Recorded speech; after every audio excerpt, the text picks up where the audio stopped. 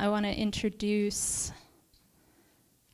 Carrie Otis, who will be speaking first tonight because she is in the process of doing some pretty exciting work for the Me Too movement and has a flight early tomorrow morning. So we're going to have her do her first intro and for the panel. So Carrie Otis is a women's rights activist, an author, a model, and a mom. And Carrie, if you'll give your 5-minute intro. Yeah. Thank you. Thank you for inviting me. Thank you for the amazing friendship that we've developed since you got in touch with me. And thank you all for being here, part of this conversation and part of the interest of this conversation. How are we on sound, Jim? Good? Just a little. So I wrote my book, my memoir, in 2011, Beauty Disrupted. It was published by HarperCollins. And it was a subject that nobody really wanted to speak about at that point. It was calling out an industry and a way that society has been behaving. And I will say, in particular, the men within these societies.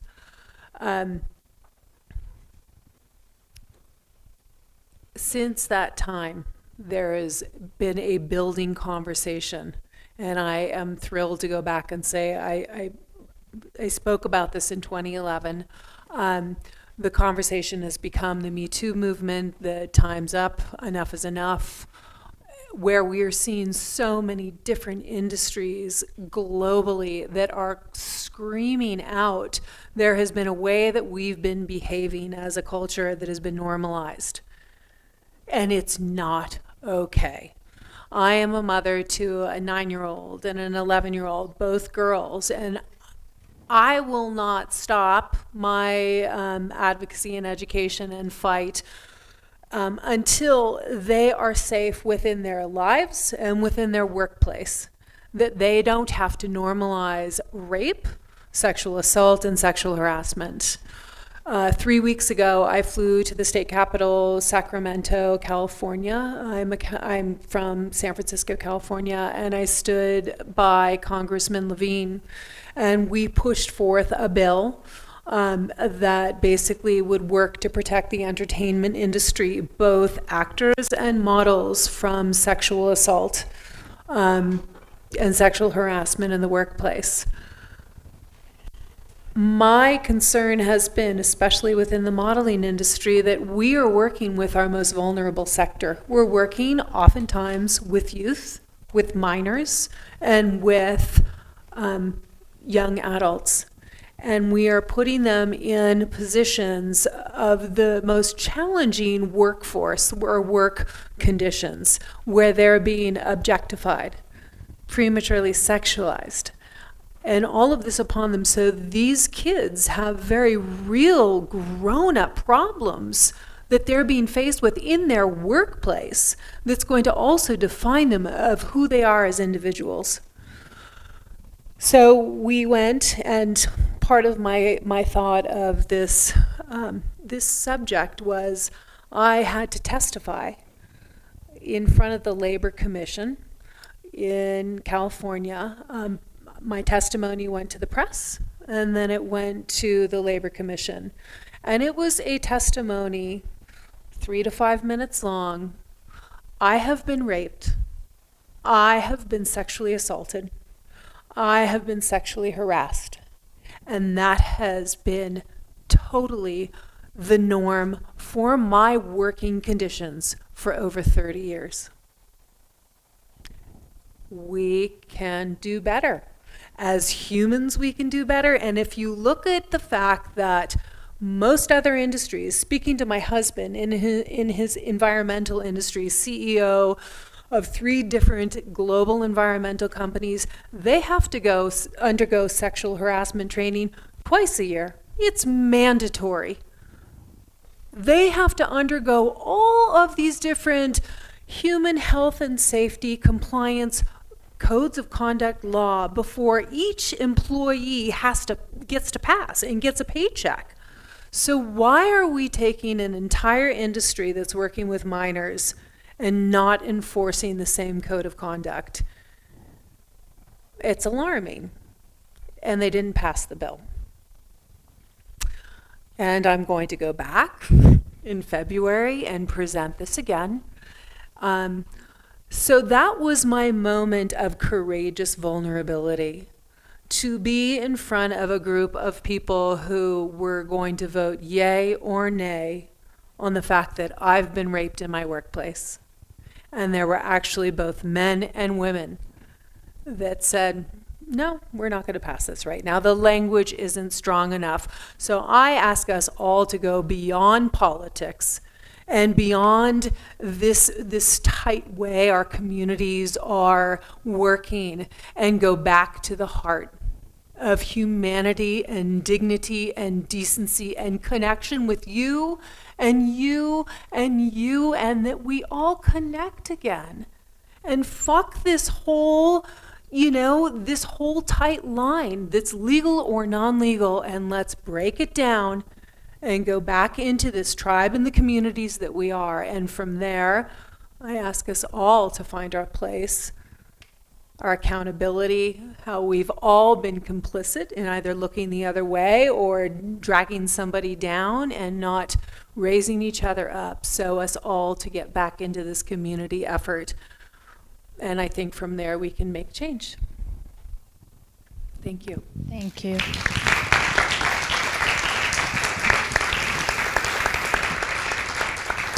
Thank you so much, Carrie, for kicking off the conversation. So just if anyone's confused, the topic tonight is courageous vulnerability. How can men support women to speak up and be seen? So we especially thank the male members of our audience tonight for joining in on this important conversation. We really appreciate you being here. Next, I want to introduce our featured panelist, Theo Wilson, a community activist and poet. Thank you very much. Please, first of all, forgive my rough edges. I don't sometimes say the wrong thing in polite company. I'm just going to try to be as honest as I can. I held a community conversation in the Montbello area about black male privilege. It's a hard conversation to have with brothers because we've traditionally been on the violent end of white supremacist society, police violence, and even violence within each other. So talking about how we might then be oppressors is like a hard conversation to have. And so the conversation was brought to me like this. A sister asked me one day, because I challenged black male privilege, the very idea of it. She was like, you ever been afraid to be raped? I was like, only time I was afraid to be raped was when I was in jail. And she's like, well, every woman you know is in jail. Every woman you know have fear. The brass knuckles and pepper spray industry ain't for you. It's against folks like you. And I said, well, listen, I spend my life trying to convince people I'm not trying to rape them when I walk down the street. Does that count for anything? And she said, does your sister's safety count for anything? What are you willing to do? And so having those conversations in the community is a really interesting thing because, I remember knowing that it was wrong. And then I remember when society told me to turn the other way and not look at it. Cause the first basement party I went to, they was playing Snoop Dogg and Dre and all that misogynistic West Coast gangster rap. And I was like, there was a girl I was dancing with and Snoop came on and did his Snoop thing. And I stopped. I was like, uh-oh, should I proceed, And when everybody just kept dancing, I was like, oh, I'm lame. Let me stop. Okay, I'm going to get back into the groove of things. So then that gangster culture just became like swimming in toxic water to me. It was second nature. And so it took a long awakening. Looking at what happened when I found out that it was going on in my own family. When I realized what one of my uncles had did to my mom, the fury that I had to fight within myself, and evolving into somebody who could handle that kind of anger responsibly, but then breaking the bro code too. And when you see your bruh acting a fool, be like, man, look, you can't kick it with me if that's going to be your way, because frankly, that's lame, and I don't kick it with lame. So what you gonna do? You know what I'm saying? Like, you got to get away from me with that, man. And like having the courage to have those conversations with your bros, with the people around you. That's the only way that I know to keep this dialogue going. So I think that's my time, and I'll just pass it on from there. Just be trying to have a conversation in the black community with brothers who've been traditionally oppressed. That's what we're doing. Yeah.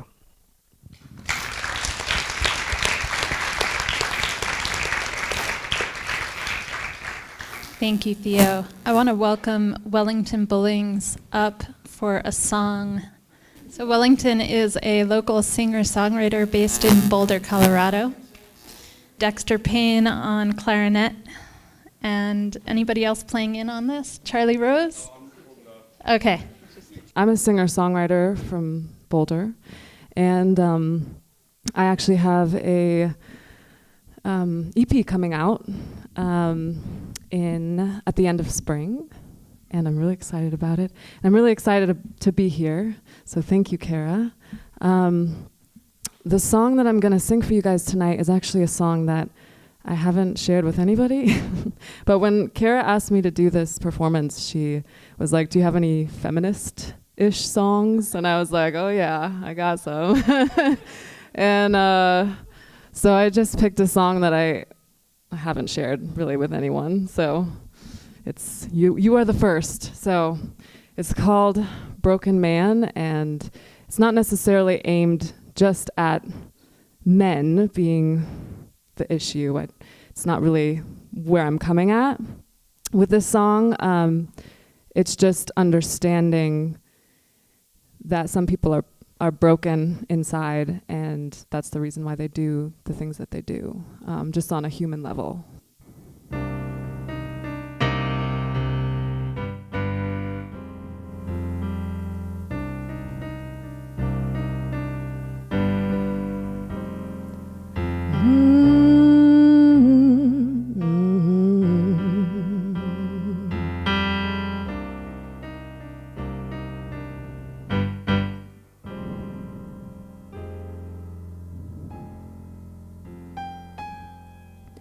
Here comes another broken man, says he's got love for me, judging by the way he treats my heart. I find that hard to believe. They all start out so sweet like honey, making promises they can't keep. Then they turn around and say, I love you. It's never quite as it seems. Maybe no one taught them how to love. Maybe no one taught them how to feel. All I know is that is not my problem, my dear. So listen here, broken man. You won't shatter pieces of yourself in me. Broken man, you're a reflection of what I don't wanna see. Broken man, your hands could never break my dreams. Broken man, I'm free. I'm free.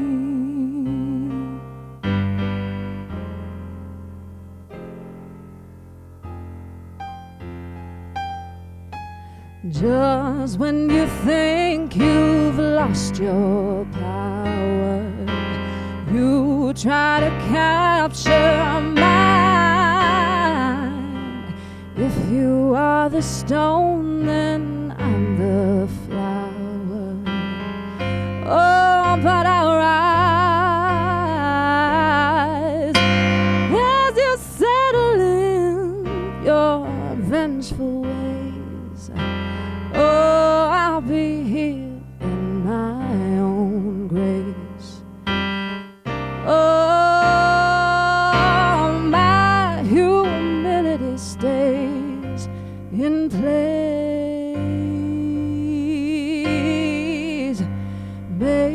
no one taught you how to love. Maybe no one taught you how to feel. All I know is that it's not my responsibility, my dear.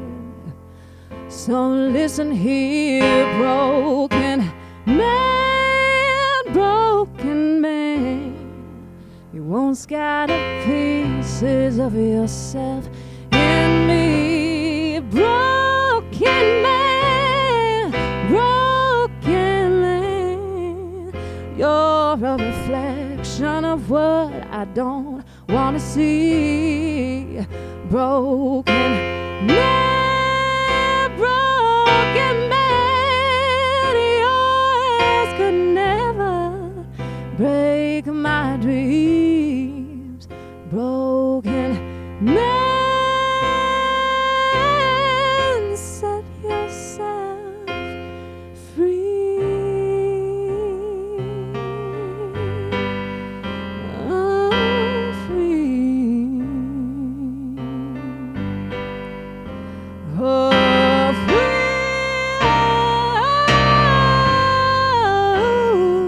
Set yourself free. Oh,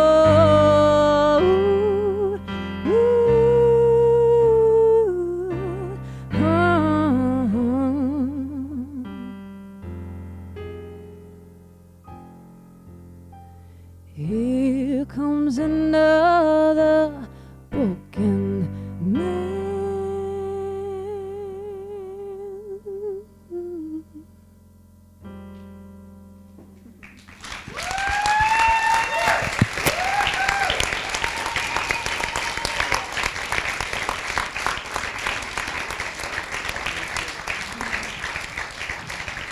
Thank you, Wellington.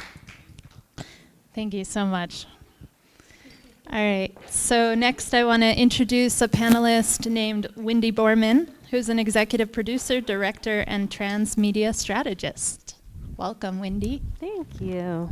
I am actually a woman in film, so I'm going to talk to you guys about film and media. So first off, one truth I think we need to all admit is that movies have lied to us about what consent looks like. Okay? I'm going to start with some statistics, and that's why I have notes here. All right, so women are 50% of the population, and yet we represent less than 1/3 of the speaking roles in film. When we do appear in films, we're more likely to be sexualized, and this includes in children's films. So who here is familiar with the Bechdel test? Anybody? Good. Okay, I'm going to define it for everybody else. So Bechdel and Wallace in 1985 got together to figure out how can we quantify the representation of women in media. And we do that by 3 questions. First one is there more than one woman in the film or project, right? And do they have a name? So it's not hot girl, right? Do they have a name? Do they talk to each other? And do they talk to each other about something other than a man? And it is amazing the amount of films that fail this simple test, right? I'm going to give you some famous examples. All 3 of the original Star Wars trilogy fails. The entire Lord of the Rings fails. Harry Potter and the Deathly Hallows Part 2 fails.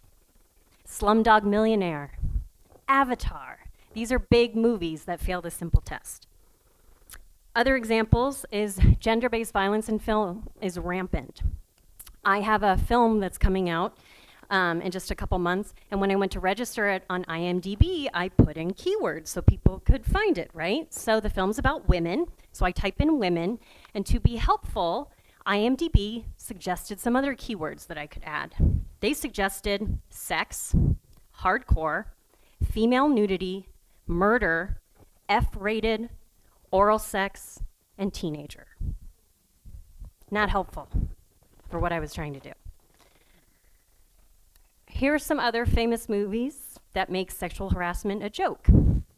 Tootsie, Love Actually, Ted, Films that make rape a joke, 16 Candles, Friday Night Lights. And then there's films where the protagonist doesn't take no for an answer, and yet it's considered a love story.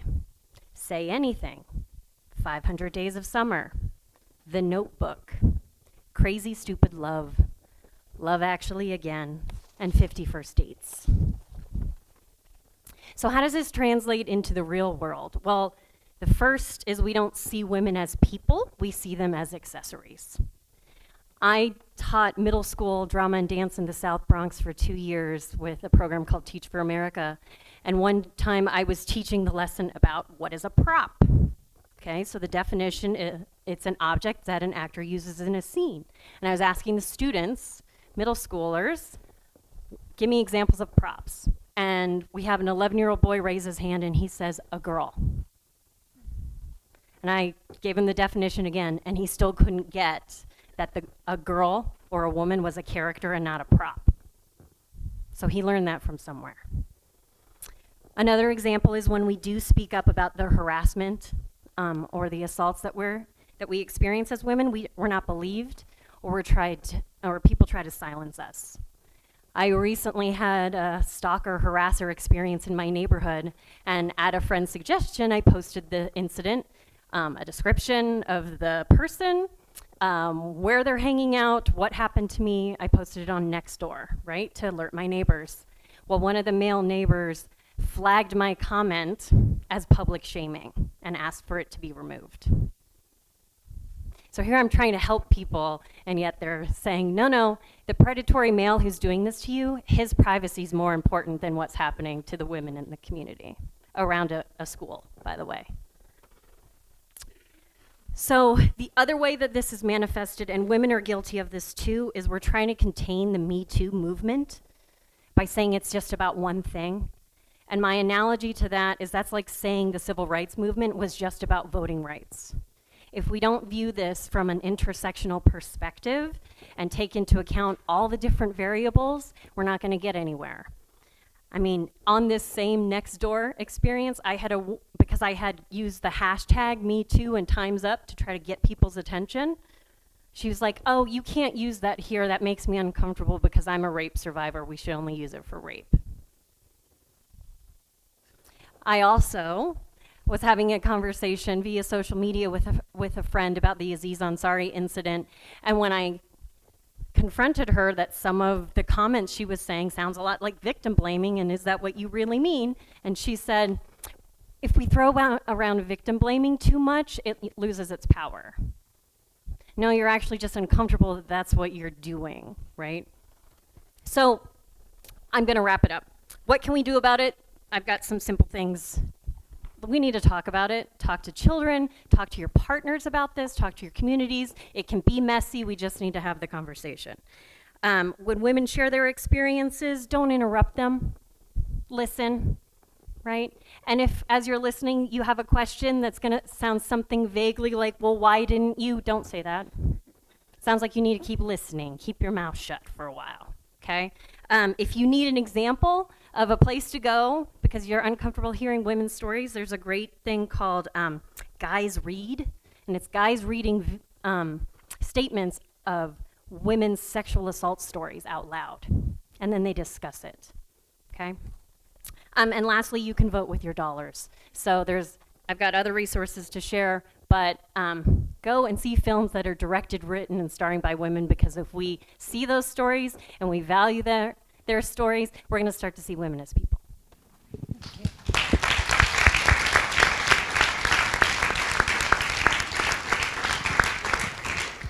Thank you, Wendy. Next, I want to introduce panelist Camilo Casas, who's a journalist and sexual assault activist.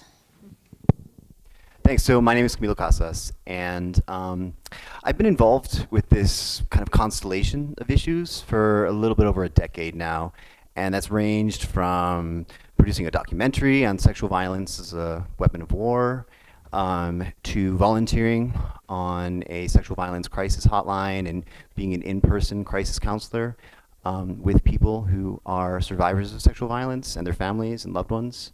Including a couple years working exclusively in prevention with moving to end sexual assault, where we were engaging and restructuring our prevention initiatives to engage boys, young men, men.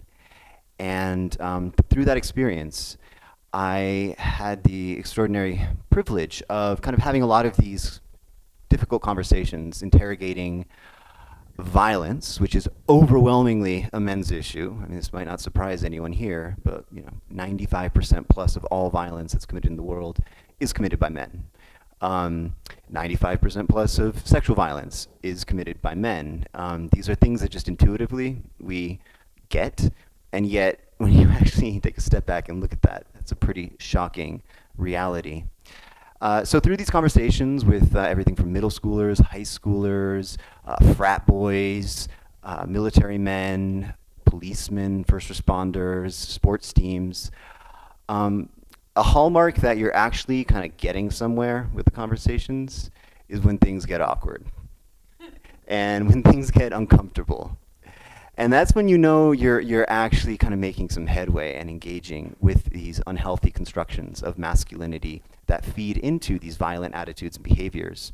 And in that sense, I'm actually really heartened by this development that we're seeing in this broader conversation, however you want to label it, Me Too or whatever, because what I've noticed for sure in a lot of my friendship groups in my world, it was like, when the Weinstein stuff came out, and it was like, yeah, stand up against, like extremely violent, horrific sexual assault. It's like, yeah, and then it's like, then it starts to focus more on sexual harassment in the workplace, and most of the men I know are like, yeah, we need to stand up for that. We can definitely get behind that. And now we're going from sex assault to sex harassment. Now we're starting to get real about sexual coercion.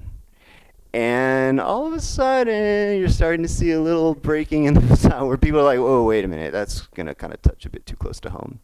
So that's why I know now this whole moment is kind of getting interesting and real. And more than ever, we need to talk about allyship. So I won't get too much into this because I'm sure this is going to be fleshed out in the conversation. But if there's one thing that I'd be interested in speaking to the men and women in the room here, about male allyship in this, is just to flag a few pitfalls and just maybe give some pointers. And the pitfalls that I want to start with is this notion of the pedestal effect, or there are many ways to describe it. But Cara, I hate to use this as an example, but when you thanked the men in particular here for being here, that's not okay in a sense. Why are we giving them special props?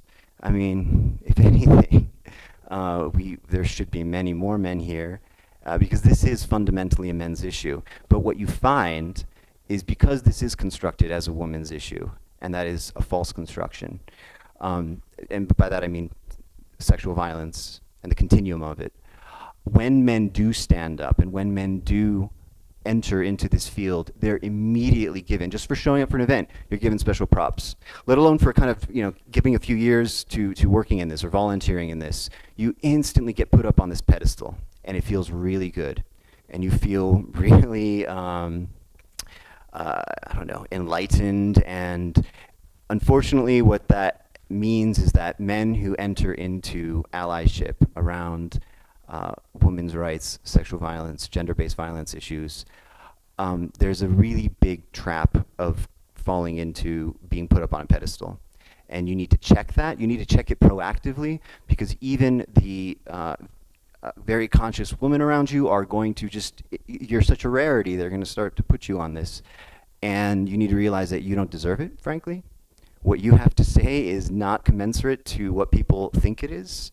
You need to consciously be taking a step back and listening. And unfortunately, men in the gender violence world have a reputation for showing up, being really loud, being listened to, and then disappearing.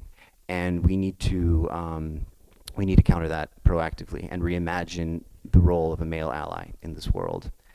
And then the other thing I'll also just flag that's connected with this is the risk of value signaling. so just basically, posting some stuff on Facebook, saying, hey, I went to this event, look, I'm so enlightened, but then not actually doing the harder work that it entails. And it's hard work. And I'll just give an example from earlier today. I was telling Sarah about my partner, my wife and I were at a brunch, and I was with my host, and I kind of got into this really productive, wonderful conversation talking about the gender pay gap and gender equity and gender equality, and I was brandishing all my feminist credentials, and I really was like, yeah, just totally nailing the enlightened man shtick. And in the meantime, my wife had cleared the table, done all the dishes, and set the whole house up. And it was like this wonderful demonstration where it's like talk is cheap. Really integrating the walking into your path is crucial. And listen to the woman around you. Talk to the men around you. That you're here, that means that you are ready for it. You are ready to talk to those, to start conversations with the men, the boys in your life. And reflect on yourself. Because if this feels easy to you, you're not doing it right. Thanks. Thank you, Camilo.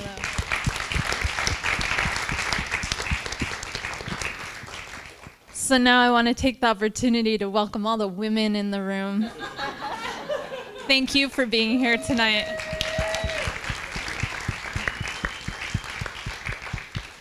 Next, I'd like to introduce our featured panelist, Sarah Dobson. And Sarah is a sexual assault activist and prevention specialist. Sarah Dobson. Hello, everyone. So, great. This is such a broad theme, and I was curious about sort of what direction the conversation would flow. But there are a few things I'd love to talk about and then see sort of where things go. But it's interesting sort of the framing, like how men can support women to speak up. Just because I feel like my whole life I've been supporting men to speak up. And it's just interesting how like I had a friend, for example, in college, Jake, and I would go into his college room and he had these other guy roommates, and I would go in and they'd be joking and lighthearted, and I'd like find something that seemed like, I don't know, like somebody just said something and got passed over. I'm like, wait. That sounds really painful. Do you want to talk about that?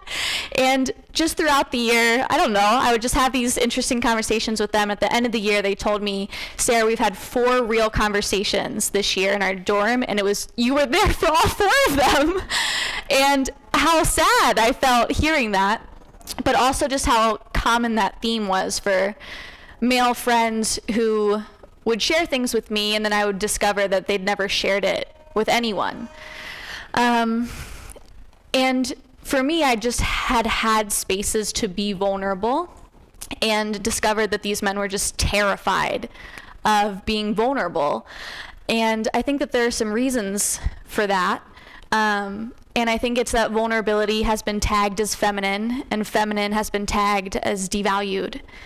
And really, if we've devalued vulnerability, which is like the root of connection, and if you hear like Brené Brown talk about vulnerability leading to connection and really like the important pieces of life, how are we going to have healthy relationships?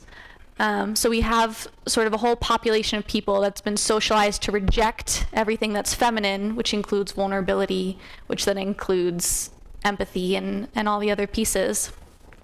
And there's an interesting concept by Michael Kaufman called the paradox of power. And he talks about how, as a group, men wield a lot of power in our current society, and yet individual men have an experience of powerlessness, whether that's real or perceived, but as individuals just feeling, whoa. You got power. Yeah. Individual men feeling powerless. And in particular, when they step outside of sort of this masculine narrative. So if they're joking with the guys and the guys say something sexist, they lose their power as soon as they step outside following along or joking along. And so it creates this dilemma also when we talk about, like, well, men need to resolve this when as a group there's enormous power and individually men are just terrified. And there's a lot of interesting social norms research around it too, which is informing our prevention education. But where, for example, you'll see a frat house where the guys sit outside and catcall girls as they walk by. And if you interview them as a group, they're like, oh yeah, it's no big deal, we're just playing. And if you interview them individually, they're all like, I'm pretty uncomfortable, I don't think it's right. All of them individually disagree with it. And they're terrified because the assumption is that everyone else is okay with it. And really it just takes one to admit that they're not okay with it, usually, to then everyone else is like, oh yeah, once there's a visible ally in the room. So some of the prevention education is using that to sort of show social norms research, but there's all this research that shows that men's assumptions about how much sex other men are having, what other men believe about women, or about what constitutes consent or rape, they're just way off. The assumptions are wrong, and there's this terror that they're the only one that feels that way, so everyone stays quiet. So therein lies the power of vulnerability. But people don't feel safe. And I think about how we've also framed this sort of as men and women, but how in so many circumstances, I have a lot more safety to speak up than maybe a trans man would in a certain conversation. Or just a person whose first language isn't English, or just all these different dynamics in which it's really just about looking about when we have safety to be vulnerable and how that can start making spaces more safe for other people. So there was an experience I had where I got to go to a conference on engaging men and preventing gender-based violence, and it was totally surreal, just in that the whole time I felt safe, and I had never realized that it was like the first sort of public space with tons of people that I wasn't worried about something. And I didn't really recognize it until the end, but everyone there was doing this work. And in stairwells, the body language of people like giving me lots of space. In conversations, someone would start to interrupt and stop and give me the floor. If two people started speaking at once, they'd say, wait, hold on, let's see what Sarah has to say. In a conversation where someone started speaking on a topic I was an expert in, someone else would say, did you know that Sarah does that research? And just how people there were doing the work to redirect and make space, how in a crowd with a lot of people, if a person of color raised their hand, that they were given the floor before a white person. If a young person raised their hand, they were given the floor before like a middle-aged professional.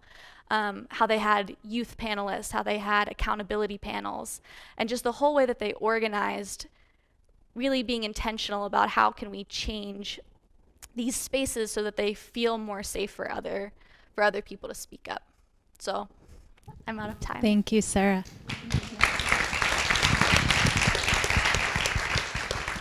So now I would like to make space for our guest dancer, Donna Mejia.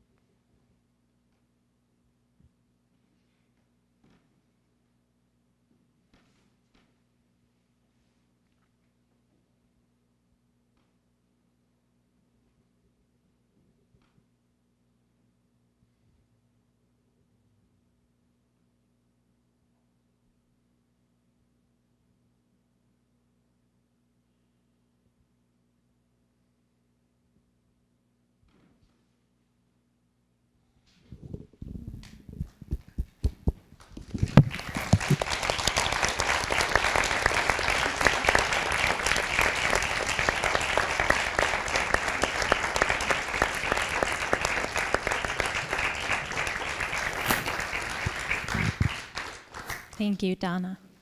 So now I want to introduce panelist Imetai Henderson, who is an Oriental medicine specialist. Well, thank you, Cara. Thank you. Am I on? Yeah. Thank you, everyone. Thanks for having me. I've been doing Oriental medicine for over 30 years, and one thing that sort of struck me pretty early on in my career was how many of the women I treated had been abused. And it was mind-boggling. About 90% some years of the women I was treating had suffered abuse.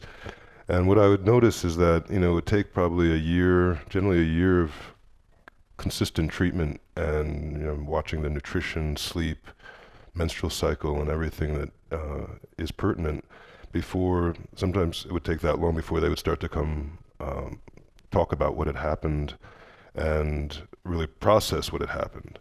And so I feel like as partners or as friends of women, in order to help them get to a point where they feel strong enough to have their voice, it behooves us men to watch certain things. And one of them is that men have a very sort of, we call it in Eastern medicine yang, expansive, a lot more expansive energy relative to women. And so that energy can be very shutting down if we're not careful. Our responses can be overly strong or under sensitive. To support our partners or our friends or our patients, in my case, it generally just means, as some people here have said, not putting your own ideas of what's happened before their experience, and as someone else said, listening. Because, the patterns of abuse are varied. Sometimes it's familial, sometimes it's work, sometimes it's strangers. But the common outcome of it is that a woman gets shut down, and whether or not she has the background or education or support behind her to speak out doesn't mean she'll be ready to speak out until she's actually feels strong enough internally. And so to support that, it becomes very basic: food, sleep, warmth, and lack of stress. And when women have enough of that, they tend to be able to get strong enough to actually come to terms with their pasts or their present if it's ongoing. And something inside them gets stronger and stronger until there's a point that they just will not put up with it. And when that day happens, it's a beautiful day. And it's very powerful. And like I run a clinic with 3 other male acupuncturists, and we're always very conscious that we're treating mostly women, and we're touching them intimately because we're treating them, but that it's on us to make sure that we don't cross a line, that we're even more sensitive, because it takes so long for a woman to gather enough strength to actually talk about where she's been and what she's experienced and how it's hurt her. And I feel like as men, keeping our own shit out of the pot can really be helpful, and making sure we're settled enough to not create other distractions to a woman's healing process. So a lot of times men are going through something and they'll involve the whole family, whereas women are going through something, often it's just them, so we as men have to learn how to contain our energy and not be unconscious about how we fling it around. It's very, especially for someone who's been abused, to have a man be very angry or very loud even can re-damage and re-wound their energy as it's trying to heal. So I feel like one thing we as men can do is just be very aware of our weather and our speed. When we come in, does everyone tense up or are they relaxing? And we can, use the cues of those around us to see what our effect is on those people that we care about. And if it's something that we notice everyone's contracting around us, then we actually have to do some internal work to see what we're extending and expanding and showing, rather than just be unconscious about it and assume that, oh, everyone needs to toughen up. It's not like that. People have been wounded, and you don't re-wound them by being unconscious about how you're expending your energy. And so, I'm sure we'll talk about it more, but men and women have different centers of energy, and we're not equal, and we're not designed to be equal, at least energetically. But in terms of supporting each other, men and women often need very different things in terms of support. And we as men can learn what our partners need, or as women can learn what our partners need by observation and by self-reflection. And by, really, really looking at what the effect of our energy is when we walk into a room or walk into a situation or get angry. What happens, and do we want that to happen? Because if we are unconscious about our power, then we're actually fall into the possibility of re-wounding the people we love without even being conscious about it. So thank you for hearing me.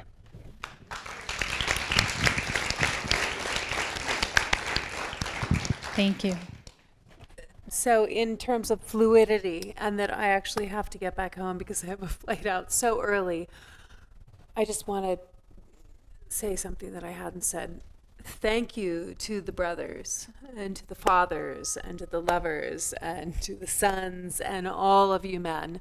It has been a conversation in my household where I have had to heal from so much, and I also have a 9 and an 11-year-old girls who I'm trying to create a different space and place for them to live and speak and say, I can and I do and I don't like and I don't want.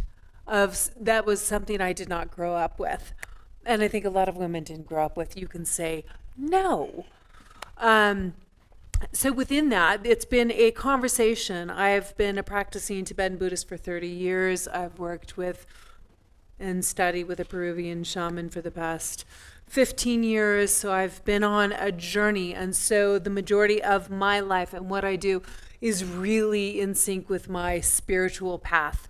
And without my spiritual path, I feel like I am floating and don't understand what is happening here. It just does not make sense.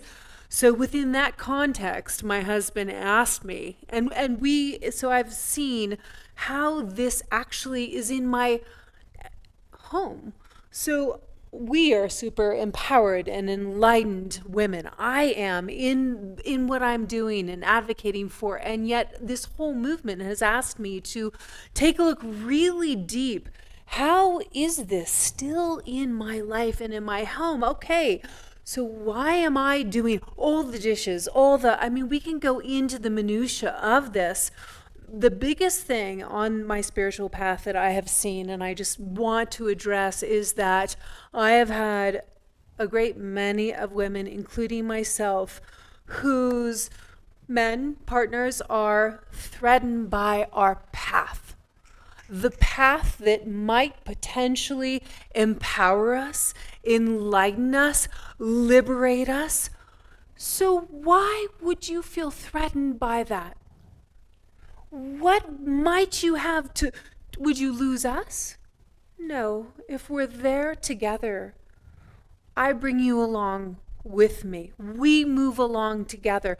When you're open-handed within somebody who's like, wow, you are on the trajectory of illumination or of empowerment or of liberation or whatever that is, and you are going to rise up, and my God, how gorgeous is that? So how can we support our women or our partners on their spiritual path? Because that's where I found that's when my husband honkers down and he's like, wait, you're going to go do that retreat, or you might go do that retreat, and what if I'm here and I'm not growing with you? And the fear that comes up in my partner or in other people's partners when somebody is doing something different than what we both can do together. So that's been like a big question for me, is just how, so I just asked my husband, okay, I just need you to support me. We're going to go there together. And if you can support me, we're doing that together in one way or another. And if you can't support me, it's kind of a deal breaker. It's kind of, it's not inclusive. So I've been feeling that and hearing that from other women who want to continue their growth and don't want to have to hold back their growth because somebody's scared of them growing. Or scared of the unknown. Totally. Yeah. It is the unknown. Yeah. So all of us to have the love and the patience and the ability to just, have that expansiveness. And I have to go and be a mom and then go get on a plane and go do the things that I do. I am so grateful to be here. Thank you so much. And I'm with you in the conversation that moves from here. I'm on one hand, I keep getting really sad about humanity, and then I get with a group of people and I am so fucking stoked about humanity. So thank you for being all the peeps that I'm like, woo! Thank you. It's awesome. Thank you, Carrie, so much, and thanks for all the good work you're doing out in the world.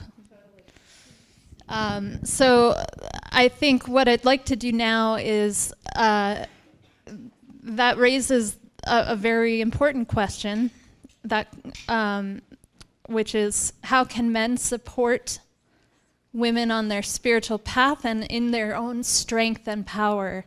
So I'd like the panel to consider that question while we take an interlude of art. I'd like Christina Sophia to sing for us, followed by Nikki with a poem. So what I'm getting from this conversation is something really beautiful. It's an amazing conversation. But it's making me think about the balance between the feminine and the masculine, and how it's just basically been out of balance, and we haven't allowed the men to be vulnerable, and we haven't allowed the women to be powerful.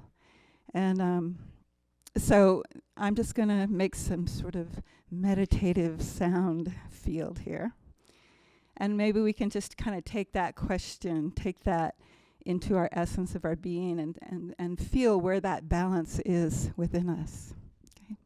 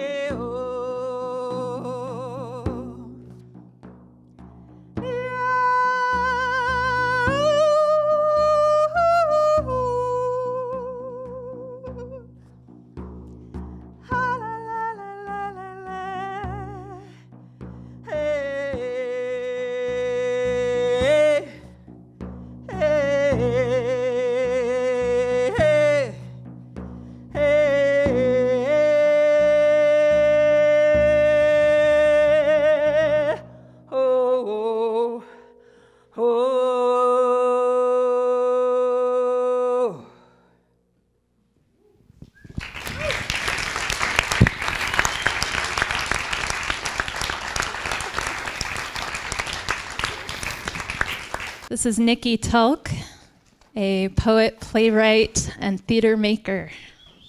I think most of us, I would sadly assume, are here because at some point someone decided to write their crap into our lives in some way. And then our lives become a process of rewriting the story. As a writer, theatre maker, as I've tried to rewrite my story, I've done what a lot of theatre makers do, and I've turned to Shakespeare. Don't worry, you're quite safe. The character of Ophelia has been my strange, unlooked-for waif-like guide who is allowing me to slowly come in and begin to rewrite. So this is from a series of poems I've been working on where I take a little piece of Hamlet and then I riff. This is from Hamlet Act 3, Scene 1, for those of you who've brought your texts with you tonight. Ophelia says, "Oh, woe is me to have seen what I have seen, to see what I see. The women seek rivers, and willows where envious slivers will topple them into mud, the soaking earth that dissolves skin and hair and flesh. There they will sing snatches, the weeds curdle wet skin. In every place the women wander, finding the wells, the runnels, the portals into sky, earth, water, trying to unsee, to unhear, to unsay. She said, 'I think nothing, my lord.' How could she do that? Where was her fight? When he held her wrist hard and pushed her down, I think nothing. Oh, to drown that nothing, scars light, how the wound bloats before it sinks, finding shape somewhat like a bird's neb, sharp for plucking seeds, lies, eyes."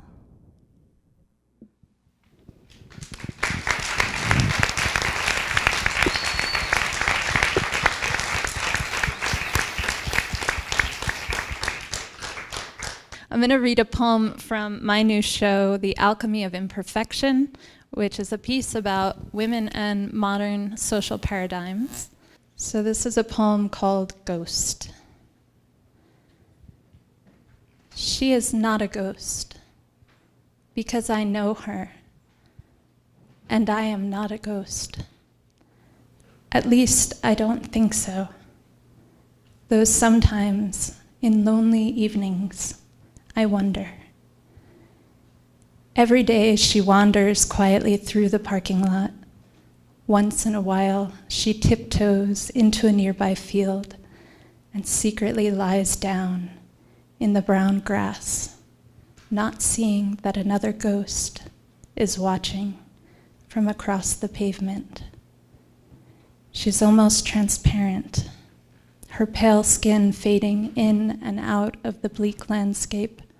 She searches for a bit of color, a sign of life in the deadness all around her. Is she a ghost?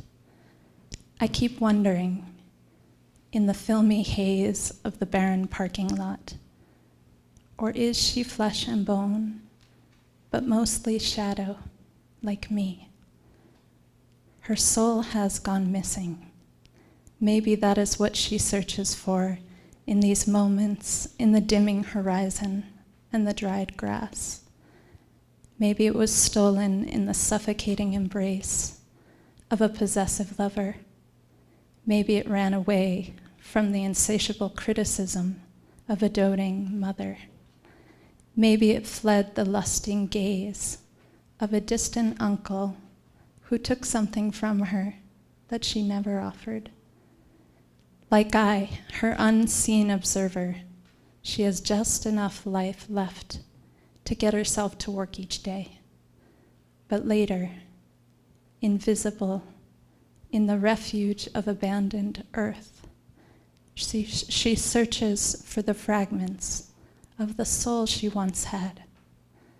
I am not a ghost, because I know her, and she is not a ghost. Thank you.